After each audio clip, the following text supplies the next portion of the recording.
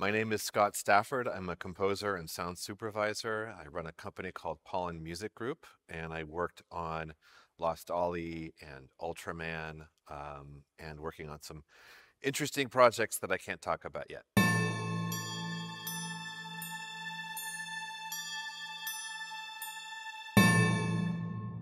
My older brother was a musician, and I don't think anyone knew why, because my parents didn't play any musical instruments.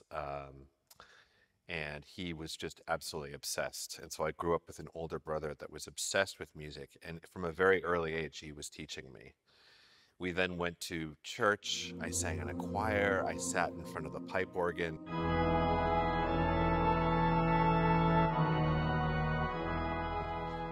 And so I started to learn classical music at a very, very young age.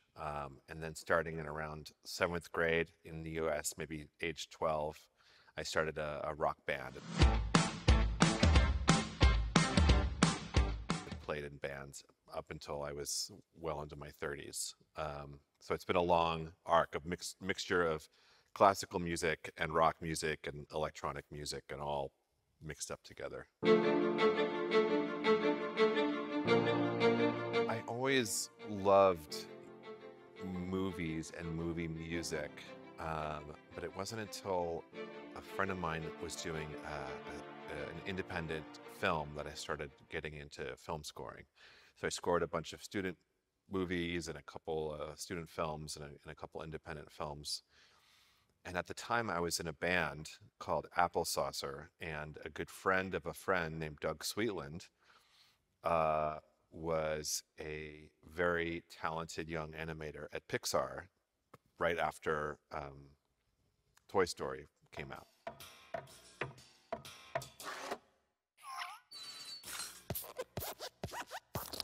It was in the very, very early days of Pixar. And he got an opportunity to direct his own short called Presto.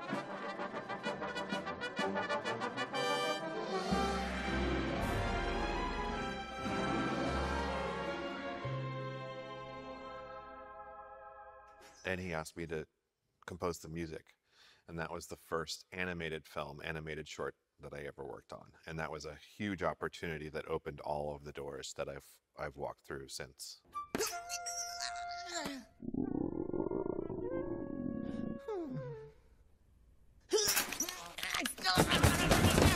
As a composer, you're really serving the vision of the director.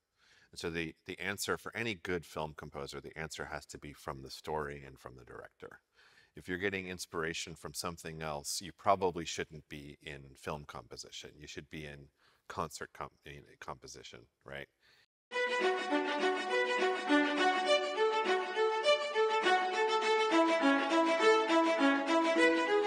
If you're working on a film, you need to be inspired by the director's vision of the story. And then once you get past that, I accept inspiration. Basically, every project starts with like a lot of research. I get very, very deep. So for example, with Presto, I got very, very deep into the classic Disney and Looney Tunes scores because it was appropriate for that short, because it was sort of an homage to that era of, you know, the golden era of animation.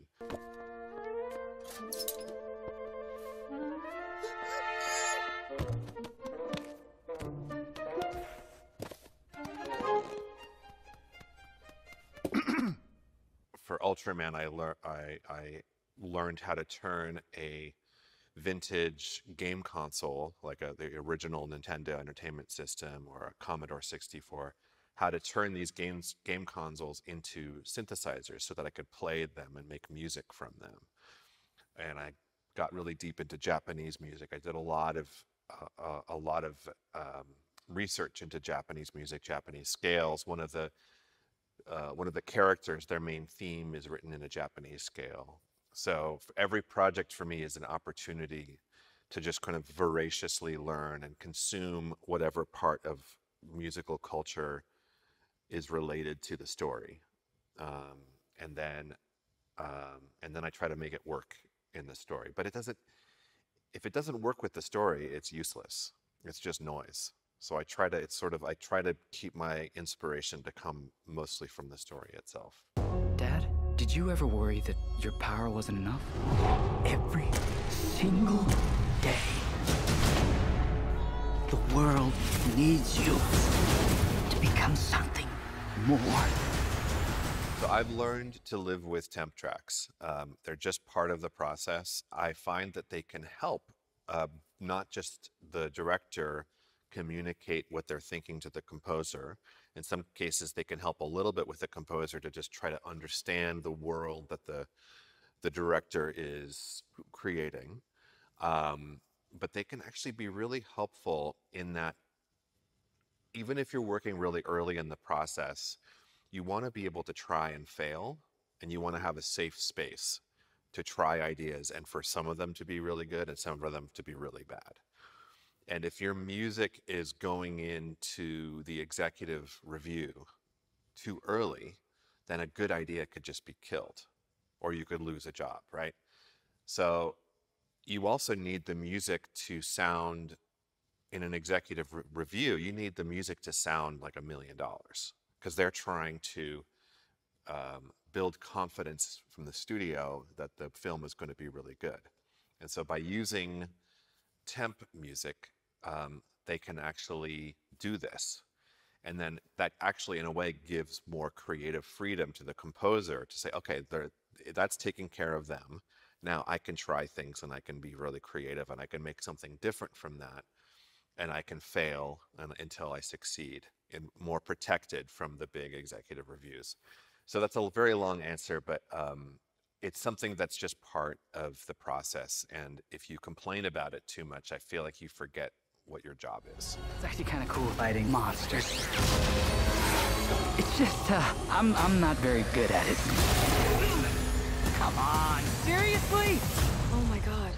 I do orchestrate myself. I write a lot of music that a lot of my ideas, it's not like I write just at the piano and then they become orchestral. A lot of my composition starts with orchestration from the very beginning. So in other words, I know that I want to have brass do this, I want to have percussion do this, I want to have strings do this. But I always work with other orchestrators now. I used to, when you're young, you want to prove to the world that you can do everything yourself. But I think this is very immature. I think that it's much more important for a great composer to know how to collaborate, how to build a team, because we're not just artists, we're heads of department. We need to build a team that is going to work together really, really well. And so what I love to do right now is I build something to somewhere between 50 to 90% every single cue. I give it to somebody else. I see what they do with it.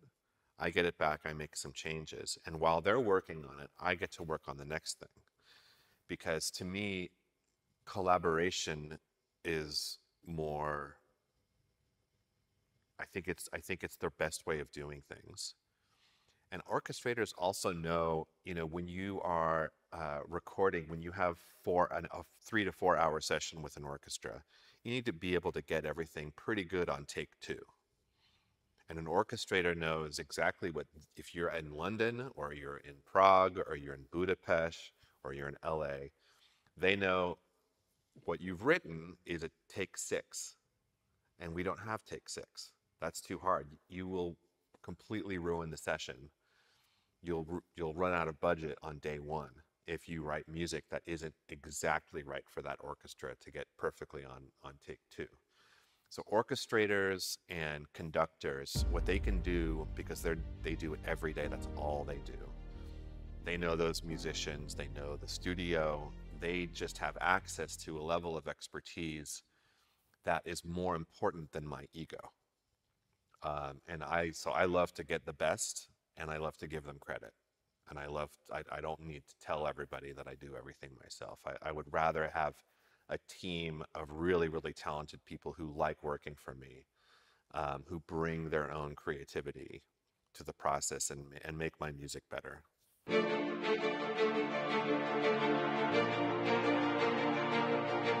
Each project is different. It has its own rules.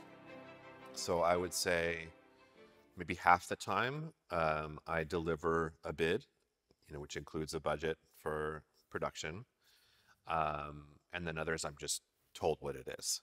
So you really have to, again, I laugh when I think about composers who have all of these preconceived notions of how they like to work. Like nobody cares how you like to work. You have to work according to the budget and goals, and you have to kind of adapt yourself to the director. You have to adapt yourself to the production. Um, and if you're insisting on working only this one way, I just don't see how you could ever work again.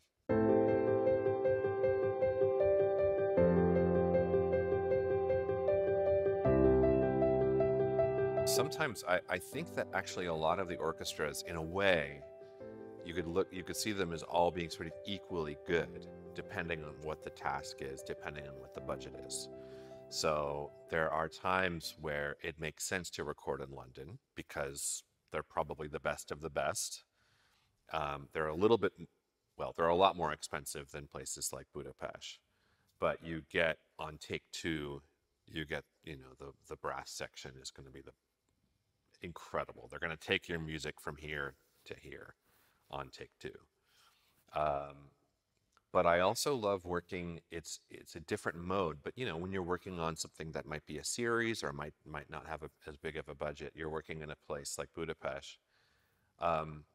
They're amazing musicians too. They have become very, very elite. They work on so many projects, especially since the pandemic, because they really adapted to remote recording sessions. Like they're really, really good too. And you can do certain things there that you might not do in London. So, but those are probably the orchestras that I most commonly work with, is London or Budapest, and I think they're amazing. Of course, there are orchestras, and I love to use them. Often, I don't have, uh, uh, this gets into sort of union wages and things like that, where they just, working in US, you have to work with a much smaller orchestra, or you get less time because they're more expensive. I would love to work in it because the musicians in LA are incredible. I mean, I think they're as good as London. In some cases, they're even better.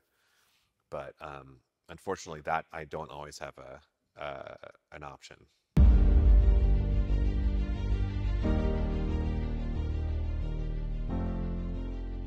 I think every composer has been fired at least once. And with me, it actually was very recently. It was almost, it made me nervous that I had gone for so long without being fired. It's sort of, it's sort of part of the process. You have to, I mean, composers are very replaceable. Um, it's something that happens all the time. So yes, it has happened. Yes, it's extremely painful. I don't think I've ever had a score that was rejected because the way the process works is you have so many opportunities. Of course, I'll have a cue, a specific, 1 to 2 minute long composition that is rejected. So I have to make it better. I have to, fix it because we're not perfect. We're not going to do the perfect thing on the first time. I think if a director accepts everything that I do, I think maybe there's something wrong, right? So I was just telling someone earlier today, a young animator who also wants to be a composer. He really wanted to show that he can do everything himself, and he was, rescoring existing scenes from existing movies to show like I can do this, I can do this, I can do this. And one of the things I told him, which I hope was good advice, I think it was of course it's important to know how to do these things, but a composer, even more important than their musical talent, is their ability to collaborate. Their ability, let's say you come up with an idea that is all strings. It's all based on a big melody and strings. And all of a sudden the director says, I don't want strings. I don't want a melody. I want something that's just more of a feeling. You have to be able to take that and take a second, breathe, remember to breathe, and say, okay, I understand what you're saying. Give me a moment to think about it. And then you say, oh my God, I have to throw out everything. I disagree. I think he or she is wrong, but I, they're the director, and I have to be able to take suddenly a very sharp turn. And not only that, I need to make the new idea even better than the old one. If I make the next version reluctantly, then you'll lose your job, and and you will fail as an artist, right? You need to be able to take a big curveball like that and suddenly shift gears and go in a completely different direction, and you need to make it amazing. And so that is actually the most important skill to have is the ability to have an idea rejected. And it's the same thing. It's not just composers working for directors have to do this too. You know, they're pitching ideas, they're working with the studio. They have to do it too. So you need to be part of a system. You need to be part of a team, and you need to be willing to do whatever it takes to, you know, to make the best product. And sometimes that means being wrong. I have replaced other composers, and I've been replaced by other composers. I think that's part of the project. Usually the composer that is replacing another composer, it's a disadvantage is that you have no time, because, you know, you're coming in very, very late. But the huge advantage is, for whatever reason that it didn't work out, the first composer did all of the hard work, and now they know what they want, right? So usually it's not the composer's fault, it's not the director's fault, but they just kind of, for whatever reason, they didn't work it out and come to that agreement. So when you come in as a composer to replace another one, you've benefited so much by the learning process that happened before you. So yes, it's very, very stressful. Yes, you feel guilty. You feel bad for the other composer. And of course, I know how it is on both sides. But you also walk into a situation where everybody knows exactly what they want, which is much easier than when they don't. When I replace another composer, I never hear what they did before. And it's not like a rule. I don't think that's a rule. It's just the 2 times that I've replaced another composer, they just didn't show me anything, which I think is correct. I think that's, you don't want to do that. I think it might also be legally a problem, but I don't know about these things. But yeah, I think the idea is you need to, it's best to start completely, you know, from scratch. Not good. Retrieve the package. Yes, sir. I think the most enjoyable project I had was Ultraman, because I got to come in very early. I started working on it in February of 2020, and we recorded at the end of 2023. So it was a very long runway. I was composing music even before most of the animation. And so I got the opportunity for, you know, for example, to sort of contribute to the filmmaking process, as opposed to the film was completely done, and, you know, you kind of just have to put your music in where you think it belongs. But I really felt like I was part of the filmmaking process with the rest of the team. It was a very sort of emotionally mature, highly functional, incredibly creative, incredibly respectful. It was like being part of a family. Shannon Tyndall, the director, is, and everyone will say this about him, he finds the best people to work with. He finds the most, you know, he brings the best out of everyone. He encourages an atmosphere and a camaraderie of like support, and you feel like he will fight for you.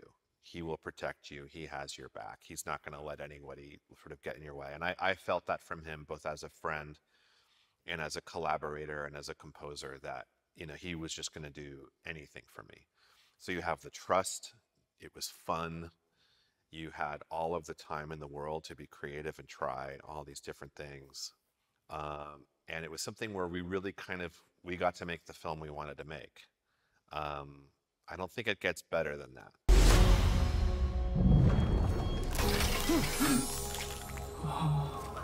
Ken, she thinks you are her mother.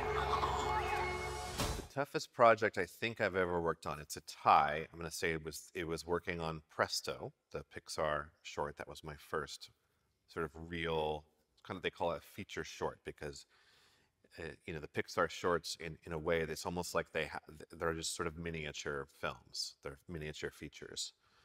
They go through the exact same process as a feature, and they're held to the same standard as a feature, which is at the time, especially Pixar, it's the very highest standard in the world. And so my reviews would be for Doug Sweetland, the director, and often John Lasseter would be right there, hearing my music, and that was terrifying. And also Presto was very virtuosic. I think I had something like 37 different tempo changes and meter changes, because it's all of the Carl Stalling like scoring it's difficult. It's a much more difficult technical process. But I think number one is got to be the first Spotlight story that I ever did. So Spotlight story were these animated shorts that were interactive and they were immersive. So you could look around anywhere. You could look up, you could look down, you could look 360, and the story would adapt. And so the story had to, maybe if you went through the story one time in 3 minutes, the next time you went through the story, it would take 7 minutes. And this was very, very, very difficult to adapt music because music, we need control. We need to control time. And music, you could almost say, is the artistic control of time. And so to rip time away, like let's say you want to build a crescendo that goes dun dun dun dun dun dun dun dun dun dun dun dun dun dun dun dun, but in the interactive, it's dun dun dun dun dun dun dun dun dun dun dun dun dun dun dun dun dun dun. 3 minutes later, dun dun dun dun dun dun dun. Right? How do you create that? So I had to build a score using very primitive software because they were just starting to build their own software to be able to run this. So on every show, I could ask for 2 or 3 little things. And I had to write music that was going to sound great no matter where you looked, no matter how long it took. And it was also so conceptually new. This was 2012. This was before VR was, before there were any other virtual reality interactive shorts. Everything was so new, and it was like every day I would go in and my mind would just break with the problems that they were solving, the engineers were solving, the animators were solving. It was like every day there was a challenge, and I thought it was going to take 2 months, and it took like 7 months for it to finally finish. So I would say it was called Windy Day, and it was directed by Jan Pinkava. It was written and directed by Jan Pinkava, and it was my first time working with Jan, which was sort of the beginning of a whole huge chapter in my career.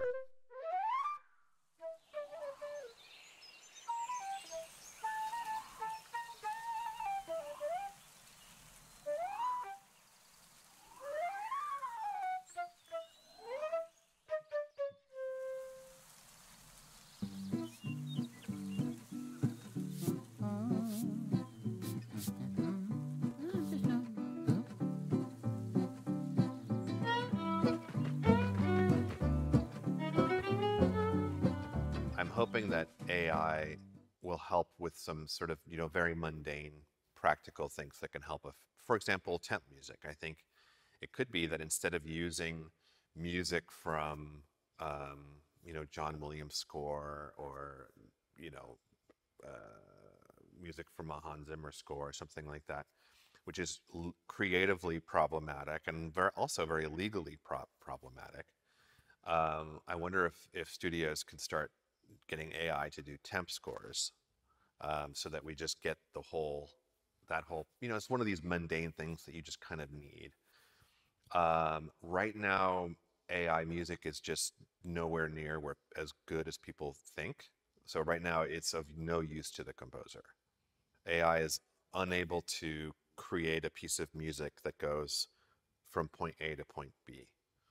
You can just do A, or it can just do B. And it does A very poorly. And it does B very poorly, but it does not know how to go from one to another. So if you start off happy and you want to get sad, or you want to say like something is beginning here and then it develops over time, and it just can't do any of that. And it's also only regurgitating cliches. So it's only capable of, I think, very boring or accidentally interesting um, outcomes, and it's more a tool for people who don't know anything about music to pretend that they're good musicians, but it's not yet a tool that actually helps musicians with what they're trying to do. So I'm actually where my company is working on this type of thing, and we're hoping to make, tools that will be inspiring and helpful to musicians, but we're just nowhere near that yet.